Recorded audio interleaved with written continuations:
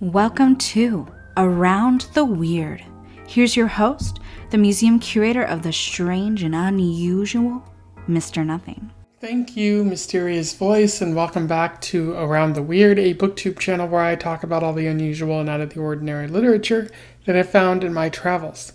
Today I want to talk about a poem that I found interesting because it is Poetry Thursday, and I thought I would explore yet another poet from the Harlem Renaissance, noted for Black poets talking about things that matter to them and noting the inequality in the world, and especially the Black female poets and writers just talking about how they were so often ignored in society.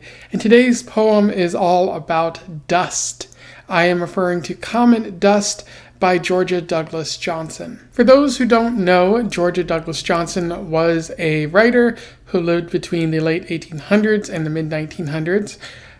She was a Harlem Renaissance writer, as I noted before, writing some poetry and some plays as well. Would be interested in checking out those plays. I'm not as familiar with Harlem Renaissance plays. And she does have some of those are about lynching, which I find to be interesting.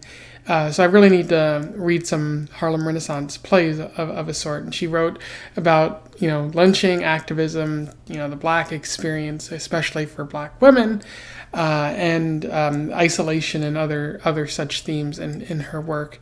So a pretty interesting individual. And without further ado, let's talk about this poem. I will I'll read it, do a little bit of analysis, and we will move on from there. Common Dust. And who shall separate the dust what later we shall be, whose keen discerning eye will scan and solve the mystery? The high, the low, the rich, the poor, the black, the white, the red, and all the chromatique between, of whom shall it be said, here lies the dust of Africa, here are the sons of Rome. Here lies the one unlabeled, the world at large his home. Can one then separate the dust? Will mankind lie apart, when life has settled back again, the same as from the start? So that was Common Dust. In terms of analysis, it's a pretty short poem, but I think Georgia Johnson makes her point very clear within the poem itself. You can, in terms of narrative, there's not really that much of a narrative. She's just asking a question. When we separate the dust of everyone, will you be able to look at it and say, this person was Black, this person was rich, this person was poor, this person was Native, or something like that? Can you, and if you put that dust back together again, will you be able to make those distinctions once again? And I think what she's trying to get at is that human beings have these labels for race and class and all kinds of things, which allow for prejudice to take place, for racism to take place, just general bias. And at the end of the day, we're all just dust in the wind, as Kansas would say.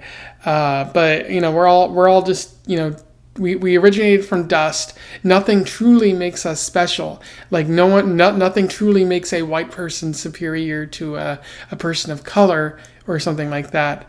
And so you'll never truly be able to tell who comes from Africa, who comes from Rome, or in the case of the Third Reich, who was Aryan and pure blood, because that wasn't a real designator. That was just made up, and a lot of this is just made up racism to justify the racism even more. And Georgia Johnson is like, no, I don't think that's actually true.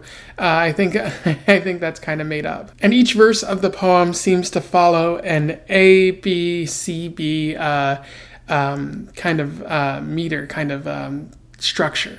Not and again, there's not a lot to this poem, but it's just A, B, C, B, each different verse. So it does help it stand out in its rhyme, and it flows pretty smoothly when you say it out loud. It's not a particularly complex poem, but not every Harlem Renaissance poet was necessarily writing an elaborate verse and proclaiming great things proclaiming great things and very complex, very complicated themes. Like sometimes they were saying very simple things. Racism is bad. There's no such thing really as race. It's a social construction. I'm tired of being treated this way. Especially the again, as I've noted before, the black Harlem Renaissance writers, black women. They were dealing with as much BS as the black men were, but one would argue more so because they were also women. But sometimes their message was a bit more simpler, a bit more standout, and much more easy to discern. But not every poem necessarily needs to be abstract or anything like that. Anyway, those are my thoughts on Common Dust by Georgia Douglas Johnson. This is probably going to be a bit of a short Poetry Thursday video, but again, not every poem needs to be lengthy and full of big thoughts and whatnot. Sometimes it's a simple poem, simple message, but it stands out, and this is a poem that does that for me. It says exactly what she's going for, and I respect that with a poet. So I definitely recommend that you check this out and her other work. I will put a link to this poem in the description. Let me know what your thoughts are or on my review here. I would love to hear from you. Otherwise, don't forget to like, share, and subscribe so that more people can find out about this poet or this poem or Poetry Thursday if they don't know already. And until then, I wish you the best of luck in your weird and dusty travels. Farewell.